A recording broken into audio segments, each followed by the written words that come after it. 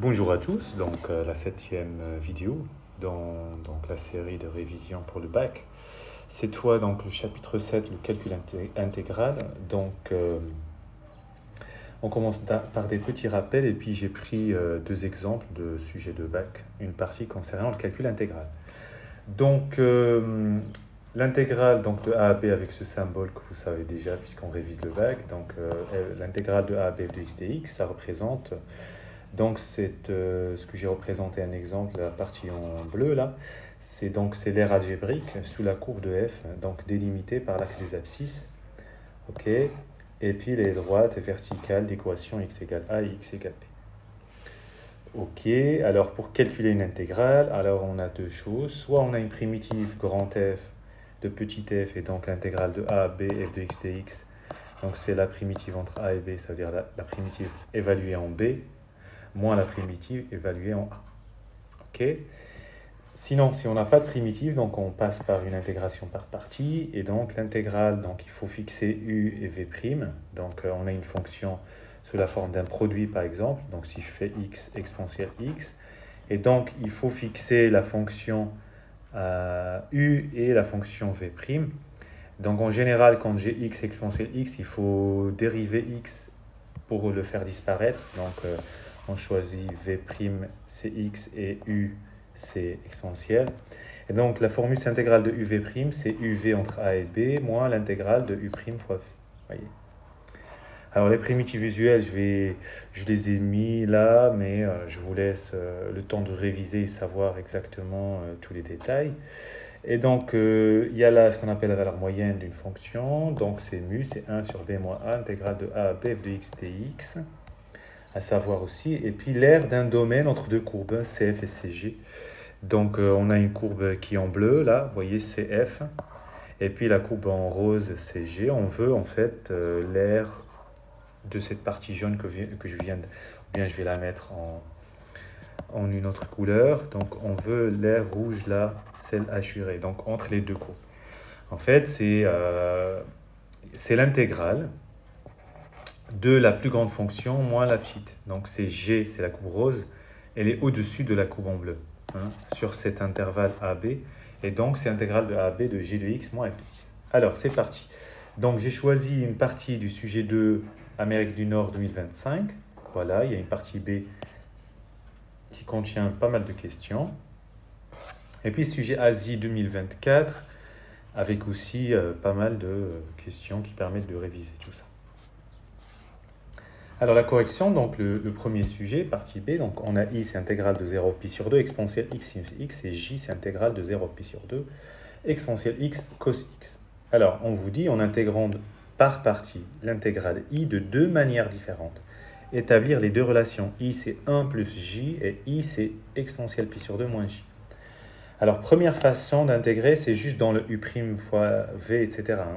Donc, je pose U' égale exponentielle x et je prends V égale sinus x. Donc, U, c'est exponentielle x et V' c'est cos x. Donc, la formule, c'est U fois V, sinus x fois exponentielle x entre 0 et pi sur 2, moins l'intégrale de UV', donc exponentielle x fois cos x.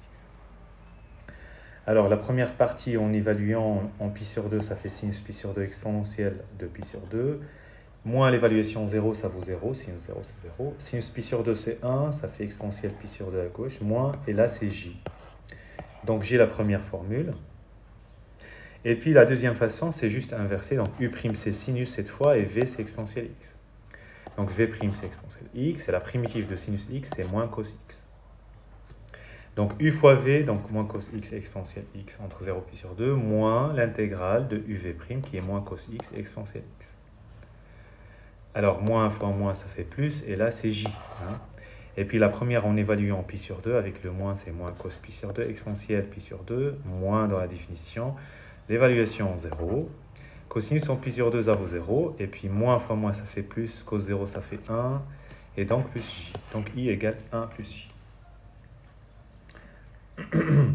Alors, la question 2, c'est déduire que I égale 1 plus exponentielle pi sur 2 sur 2.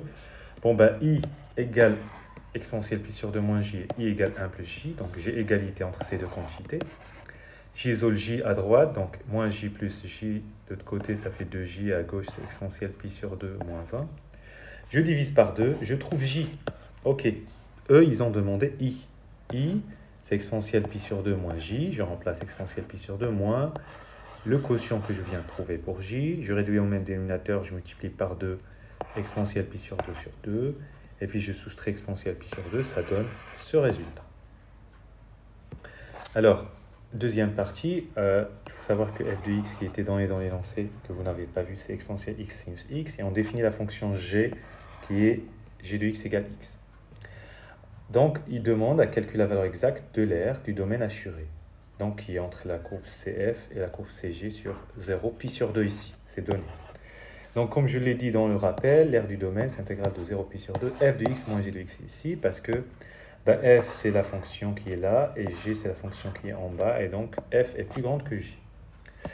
Et donc, je remplace exponentielle x sinus x moins x, parce que g de x c'est x. Puis, donc, par linéarité de l'intégrale, c'est exponentielle x sinus x dx, moins l'intégrale de 0 pi sur 2 x dx. La première quantité, c'est i. La deuxième, x, une primitive, c'est x carré sur 2. I, c'est exponentielle pi sur 2 plus 1 sur 2. Moins, donc x carré sur 2 en pi sur 2, ça fait pi carré sur 4 fois 2. Donc c'est un fois. Ça, c'est fois. Et puis moins 0. Donc ça fait exponentielle pi sur 2 plus 1 sur 2. Et puis moins pi carré sur 8. Unité d'air, voilà. Vous laissez comme ça ou comme ça, c'est pareil. Allez, le deuxième sujet, donc, dans cette partie, donc f, deux fois dérivable, ok, c'est ça. Et on considère grand F une fonction définie par ça. Avec a et b des réels. Petit a, déterminer les valeurs des réels a et b telles que grand F soit une primitive de petit f. Alors, c'est classique comme question. Grand F est une primitive de petit f si seulement si, quand je dérive grand F, je trouve petit f. Alors, on va dériver grand F. Donc, c'est u fois v. Donc, u' c'est a fois exponentielle moins x plus 1, plus la fonction x plus b, fois la dérivée de exponentielle moins x plus 1, c'est moins exponentielle moins x plus 1. Donc, j'ai un facteur commun qui est l'exponentielle moins x plus 1, et donc je mets le reste, donc a plus ax plus b, fois moins 1, parce qu'il y avait le moins ici, il ne faut pas le négliger. Donc, en distribuant, ça fait moins ax plus a moins b, fois exponentielle moins x plus 1. Alors, je veux que cette fonction f' soit égale à f, qui est 4x moins 2 fois exponentielle moins x plus 1. Ça veut dire, en fait, ça, c'est pareil que ce qui est là, et là, donc, ce qui est devant x, vous voyez, il faut que moins a soit égal à 4, et la partie constante soit égale à la partie constante. Donc f' égale f, pour avoir f' égale f, il faut que moins a égale 4 et a moins b égale moins 2. Moins a égale 4, donc a égale moins 4. Je remplace dans la deuxième, donc j'ai moins b qui égale moins 2 moins a. Vous voyez, je passe le a de l'autre côté, ça fait moins a. Donc moins 2 moins 4, ça fait plus 4, moins 2, ça fait 2. Donc moins b égale 2, donc b égale moins 2. Donc, grand f de x, c'est moins 4x moins 2 exponentielle moins x plus 1. La deuxième question, c'est, on admet que f de x égale ça, vous voyez, c'est ce qu'on a trouvé. Et c'est souvent les sujets du bac, on va vous dire, admettons ça, pour que si l'élève se trompe à la question précédente, il va pouvoir faire la question suivante quand même. Alors, donc on admet que ça c'est une primitive, on déduit la valeur exacte, puis une valeur approchée à 10 moins 2 de l'intégrale de f de x sur 3 demi et 8. Bon, ben, l'intégrale de 3 demi à 8 de f de x dx, c'est ce que j'ai dit dans le rappel. On a une primitive, donc c'est la primitive prise entre les deux valeurs. Donc c'est f de 8 moins f3 demi. Je remplace. La primitive, elle est juste là. Je remplace les valeurs. Je vous laisse le soin de regarder. Et on trouve ça. Ça, c'est la valeur exacte. Maintenant, à la calculatrice, une valeur approchée à 10 moins 2, c'est 4,82.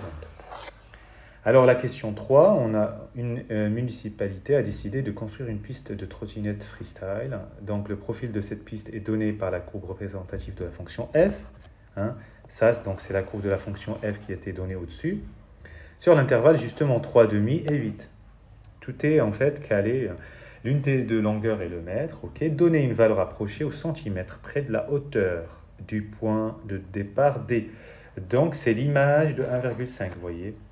Donc là, f de x, f de 1,5, je remplace, c'est ça. Donc c'est 2,43 m, donc au centimètre près.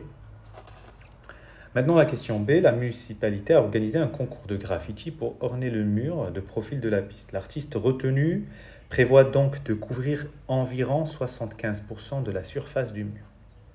Sachant qu'une bombe à aérosol de 150 ml permet de couvrir une surface de 0,8 m², déterminer le nombre de bombes aérosols qu'elle devra utiliser pour réaliser cette œuvre.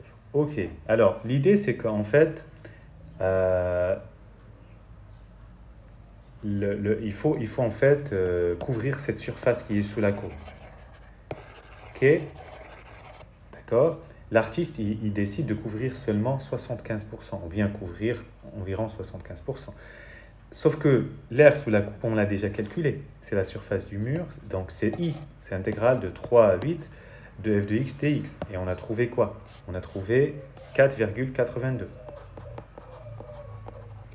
Alors 75% de I, donc 0,75 de 82, c'est à peu près 3,62 m². Donc il faut regarder dans 3,62 m², combien il y en a de 0,8 m². Donc en divisant 3,62 par 0,8, on trouve 4,525. Le nombre de bombes étant un entier, donc il nous faut 5 bombes pour couvrir donc tout ce qu'il faut. Voilà, bon courage.